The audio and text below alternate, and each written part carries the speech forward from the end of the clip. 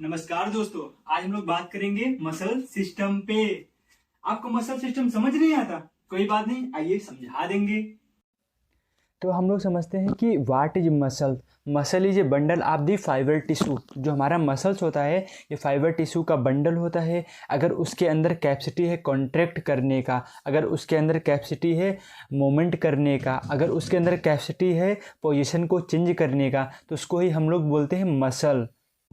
अब हम लोग समझते हैं मसल का फंक्शन क्या होता है। तो हमारे मसल्स का दो फंक्शन होता है, एक इनवॉलेंट्री एक वॉलेंट्री। मतलब कि एक हम खुद बोलते हैं कि आप ऐसे एक्शन करो, एक हमारी बॉडी खुद से कराती है। जो हमारे स्केलेटल मसल होता है उसमें जो भी एक्शन करते हैं, जैसे मान लो हम फिंगर को मोड़ रहे हैं, हम हाथ को फैला रहे हैं, हम चल रहे हैं, फिर रहे हैं, हम आँख बंद कर रहे हैं, मुंह खोल रहे हैं, इनको बोलते हैं वॉलेंट्री मूवमेंट। तो हमारे स्केलेटल मसल जो होता है वो वॉलेंट्री मूवमेंट करता है।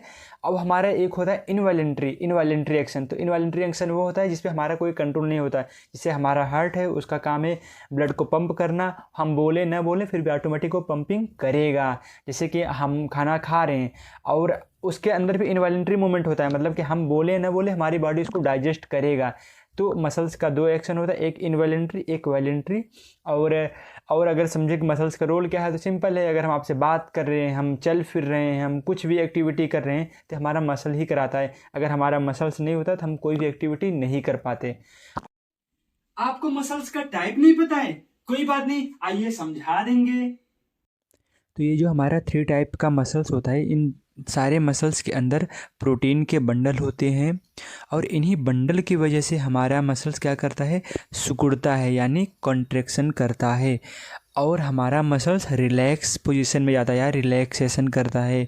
और इन्हीं प्रोसेस की वजह से हमारी बॉडी मूवमेंट करती है, हम चल फिर पाते हैं या मूवमेंट कर पाते हैं। और इन्हीं वजह से हमारे ब्लड में भी मूवमेंट होता है, मतलब हमारा ब्लड एक जगह दूसरी जगह जो सप्लाई होता है वो भी ये मसल्स ही कराते हैं। और हम लोग समझते हैं कार्डियक मसल्स को, ये हमारे हार्ट में प्रेजेंट होता है और इसमें भी इनवॉलेंट्री मूवमेंट होता है जिसके वजह से हमारा ब्लड पंपिंग होता है और हमारे पूरे बॉडी में ब्लड का सप्लाई होता है। ये हमारा कार्डियक मसल्स ही कराता है।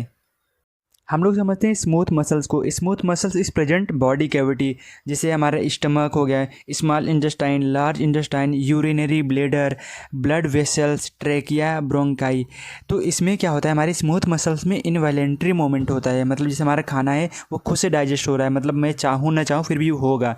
तो जैसे हमारा ब्लड सप्लाई खुद से हो रहा है, मैं ना चाहूँ चाहूँ फिर भी होगा, इनवॉलेंट्री मूवमेंट होता है।